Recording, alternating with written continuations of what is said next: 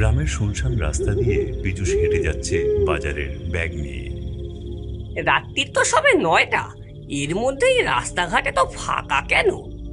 সময়টা তো শীতকালও নয়, একটাও দোকান খোলা দেখছি না। এখানে কি এমনটাই নিয়ম? ওই তো দূরে একটা দোকান সবে বন্ধ হতে যাচ্ছে। যাই, তাড়াতাড়ি যাই, দেখি একটু আলু আর ডিম পাওয়া যায় কিনা। দোকানদার পীযূষকে এগিয়ে আসতে দেখেই, ওরে বাবা, ওরে বাবা রে, ভূত ভূত ভূত, রাম রাম রাম রাম রাম রাম রাম রাম রাম রাম রাম রাম। আমি টাকা দিতে পারবো নি গো, আমি টাকা দিতে পারবো নি। আমার বউয়ের পুজোয় জামা হয়নি বলে ছেড়ে চলে গেছে। ও ভূত বাবু, আমারে এবারের মতো ছেড়ে দেন প্লিজ, বউটাকে একটা কাপড় কিনে দিই।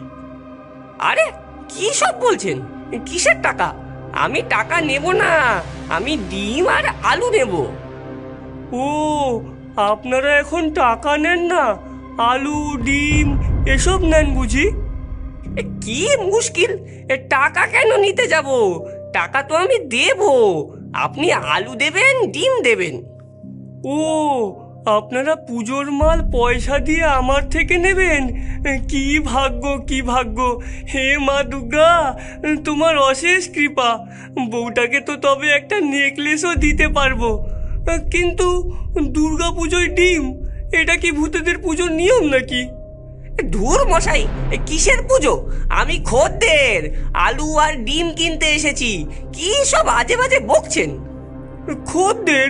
এত রাতে? এলাকায় নতুন নাকি মশাই? হ্যাঁ, এই নতুন ভাড়া এসেছি, ওই মিত্তির বাবুর বাড়ি। 2 কেজি আলু আর 3টে ডিম দিন। এই এলাকায় পুজোর আগে রাত 8:30টার পর কেউ বাড়ির বাইরে বেরোয় না, দোকানপাটও খোলা পাবেন না। যা কেনার আগেই কিনে রাখবেন। কেন বলুন তো? তেনাদের উপদ্রবে। নিন আলু আর ডিম, আর যান তাড়াতাড়ি বাড়ি চলে যান, আমারও খামোখা দেরি করিয়ে দিলেন। ধুর। লোকটা পয়সা নিয়ে ঝাঁপ বন্ধ করে দিল।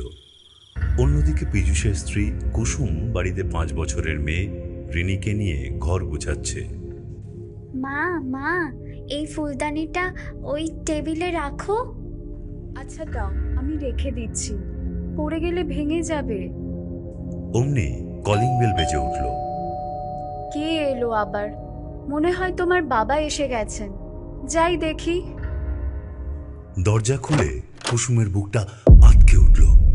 বাইরের ল্যাম্পপোস্টের আলোটা জ্বলছে না আর, ঘুটঘুটে অন্ধকার চারিপাশে।